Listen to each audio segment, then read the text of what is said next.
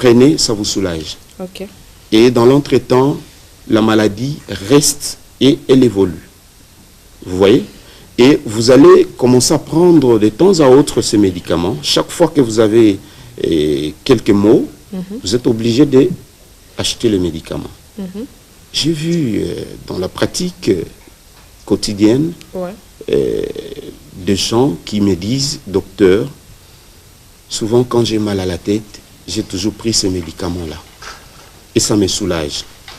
Et il oublie que ces céphalées-là peuvent être la communication d'une pathologie très grave.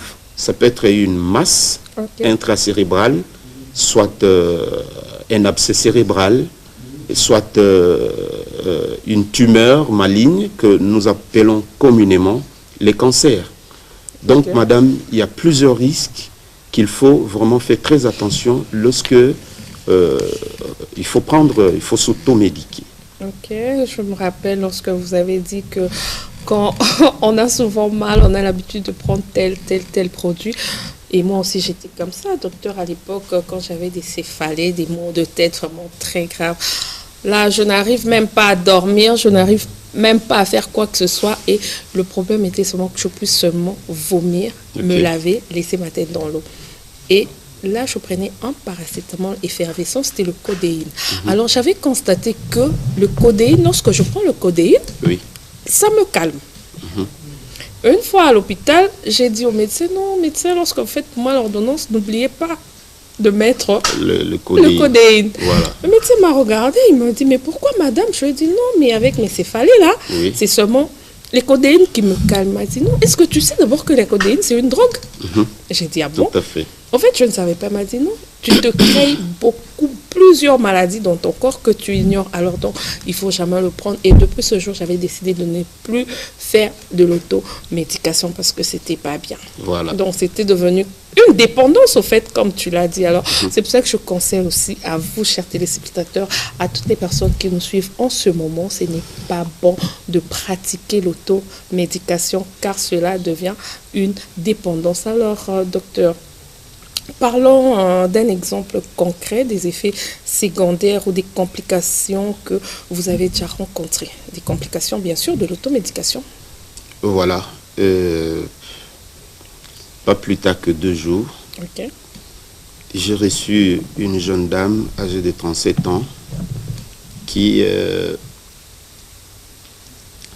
évoque une idée de poison, normalement empoisonné. Et quand je la reçois, je me suis dit, bon, madame, évitez-moi d'abord toute allégation sur le poison, parce que pour moi, le poison n'est pas quelque chose qu'il faut envisager tout à l'heure. Bien entendu, les praticiens et les autres nous disent que le poison peut être retardé, etc. Nous le savons, nous tous. Mais moi, en tant que médecin, lorsque le malade vient me voir, la première idée, ce n'est pas de penser à ça. Mais je n'éviterai pas ce que le malade me dit, mais je vais prendre aussi en considération. Je investigue d'abord pour savoir qu'est-ce qui l'amène à l'hôpital. Parce que si c'était le problème de poison, j'ose croire que cette jeune dame aurait consulté peut-être d'autres personnes que de venir à l'hôpital. Alors, qu'est-ce qui lui est arrivé? Au fait, elle avait le mot des dents, au fait, douleur dentaire, et elle s'est dit, bon, voilà, je prends les Ibucap. Elle a pris les Ibucap au moins 6 prises. 6 prises à la fois? En moins de 24 heures. Wow. Pas à la fois, mais avec échéance de 10 à 15 minutes après. Oh là là. Et elle en a pris 2 fois. Alors, vous comprenez déjà le risque. La dame a commencé à présenter des douleurs très intenses, des douleurs abdominales, excusez, très intenses, et elle ne pouvait plus se contenir. Elle a commencé à gémir sur le sol, et même des gens qui étaient tout autour d'elle ne pouvaient plus supporter, et on l'a acheminée directement à l'hôpital.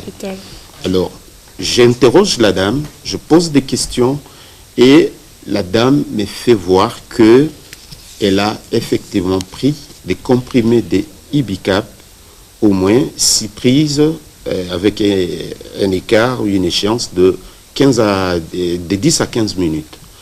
Donc, cette dame-là, cette douleur-là, pouvait, au fait, si elle ne venait pas si vite à l'hôpital, ça allait la conduire soit à des hémorragies digestives, soit à une perforation gastrique qui induirait une intervention chirurgicale. Et alors, c'est très grave. Heureusement, nous l'avons pris en charge et on a mis un traitement très rapidement. Et c'est ça, au fait, ce que vous allez comprendre, que même le retard de l'automédication, lorsque le malade qui a pris un traitement et arrive en retard, vous comprenez, à l'hôpital, ça peut retarder les traitements, ça peut retarder aussi son évolution. Et donc, la patiente qui est venue immédiatement, dès les premiers symptômes, nous avons pu quand même donner ce qui est possible, et après une évaluation clinique, et nous l'avons stabilisée. Aujourd'hui, elle se porte bel et bien portante. Donc voilà l'un des exemples typiques. Et les autres, j'ai eu à voir une jeune dame et un petit garçon de 18 ans qui a pris d'abord les diclofénac. Je parlais de jeune garçon qui a pris les diclofénac. Et d'après lui, il m'a dit, docteur, j'ai pris les diclofénac parce que j'avais mal au dos. Alors, comme j'avais mal au dos, je me suis dit, c'est probablement ce que tout le monde à la cité parle des hémorroïdes. Voilà. Non, c'est les symptômes, docteur, ce sont les hémorroïdes qui me font mal.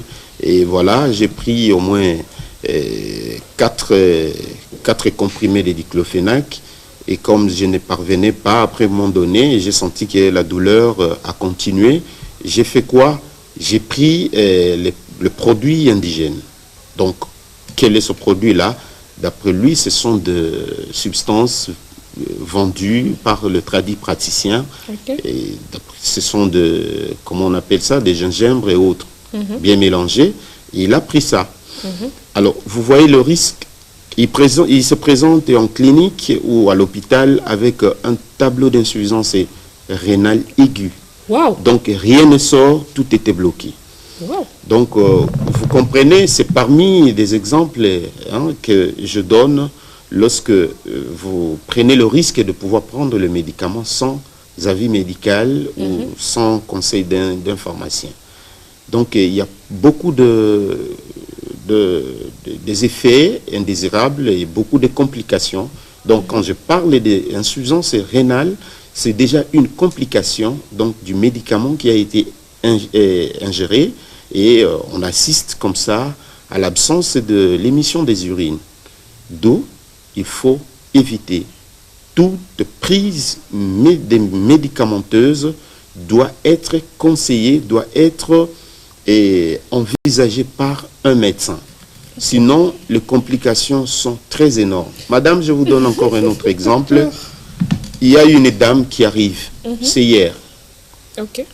La dame arrive, je me rappelle, ça fait déjà... Hier, donc le 30 septembre. Oui. Ça fait déjà, la dame, je l'ai soignée, ça fait déjà 2 semaines passées. Elle s'est présentée aux urgences, c'est moi qui l'avais reçue, avec un abcès mammaire. Alors, je l'ai référée auprès de services spécialisés, et là, on l'a soignée, la dame était sortie. Et elle avait gardé mon numéro quand elle arrive à la cité, et elle voit une autre dame avec un problème au niveau du sein, et elle lui dit, bon, moi j'ai un médecin qui m'a reçu et on m'a soigné là-bas, je suis bien, je préfère que tu ailles voir le médecin. Et la dame arrive. Elle m'appelle, docteur, je suis madame XY, envoyée par votre patiente que vous avez reçue ici dans votre hôpital, qui m'a recommandé auprès de vous parce que vous avez eu à la soigner et elle se porte aujourd'hui bel et bien importante. Je lui ai dit, ok, venez aux urgences.